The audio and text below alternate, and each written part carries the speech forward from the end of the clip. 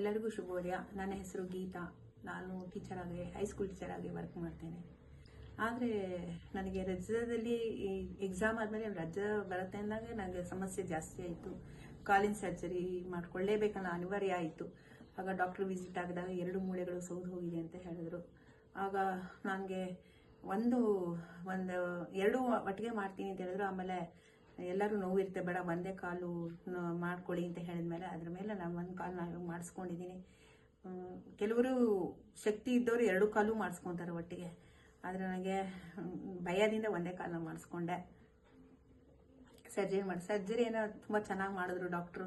ಎಲ್ಲ ನಿಮ್ಗೆ ಚೆನ್ನಾಗಿ ಬಂದಿದೆ, ಏನು ತೊಂದರೆ ಇಲ್ಲ ಅಂತ ಹೇಳಿದ್ರು. ಆಮೇಲೆ ಫಿಸಿಯೋಥೆರಪಿ ತೊಗೋಬೇಕು ಅಂತ ಹೇಳಿದ್ರು.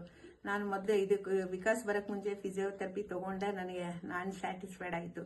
ಆಮೇಲೆ ನೆಕ್ಸ್ಟ್ ಇವ್ರನ್ನ ಕಾಲ್ ಮಾಡಿದಾಗ ಇಮಿಡಿಯೇಟ್ ಬಂದರು. ಅವರು ನಗುಮುಖದಿಂದನೇ ನಮ್ಮನ್ನ ಮಾತಾಡಿಸಿದ್ರು, ಪ್ರೀತಿಯಿಂದ ಮಾತಾಡಿಸಿದ್ರು. ನೆಕ್ಸ್ಟ್ ಈ ವಿಕಾಸ್ ನೋಡಿ ಮಾಡಬಹುದು ನಾವೊಂದು ಭರವಸೆ ಮೇಲೆ ಇವ್ರನ್ನ ಒಪ್ಕೊಂಡೆ. ಮಾಡ್ತಾ ಇದ್ದಾರೆ ಪಾಪ. ನಮಗೆ 1 ತಿಂಗಳಾಯಿತು ನನಗೆ ಇವರು ಬಂದು ಟ್ರೈನ್ ಅಪ್ ಕೊಟ್ಟು ಮಾಡ್ತಾ ಇದ್ದಾರೆ. ನನಗೆ ತುಂಬ ಖುಷಿ ಆಯಿತು. ಮೊದಲಿಗಿಂತ ನಾನು ಸ್ವತಃ ನಡಿತೀನಿ, ವಾಕ್ ಮಾಡ್ತೀನಿ, ಮೆಟ್ಲು ಹತ್ತೀನಿ, ಹೋಗಿ ಬರ್ತೀನಿ. ನನಗೆ ಸ್ವಲ್ಪ ಕೆಲಸ ಮಾಡ್ಕೊಳ್ಳೋಕ್ಕೆ ಮಟ್ಟಿಗೆ ಬಂದಿದ್ದೀನಿ. ತುಂಬ ಥ್ಯಾಂಕ್ಸ್.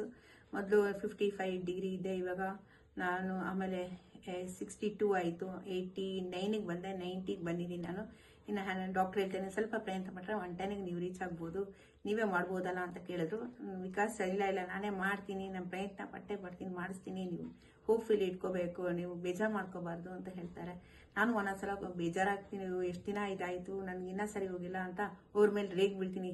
ಅವ್ರು ನಗುಮುಖದಿಂದ ನಗ್ತಾ ಇರ್ತಾರೆ.